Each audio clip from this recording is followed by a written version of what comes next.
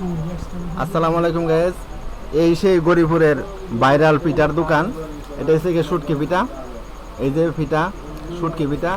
এই যে আমাদের ছোট ভাই, ওদেরকে নিয়ে আসছে আজকে এই গরিপুরের ভাইরাল দোকানে পিঠা খাওয়ার জন্য।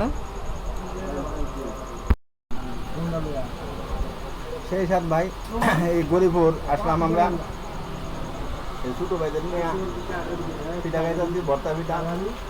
সেই সাথ অনেক দূর দূরান্ত থেকে এই কাস্টমার আসছে এই শুটকি পিঠা খাওয়ার জন্য। আপনারা যারা শুটকি পিঠা খাইতে চান তারা অতি শীঘ্রই গরিপুরে এই ভাইরাল দোকানে আসবেন।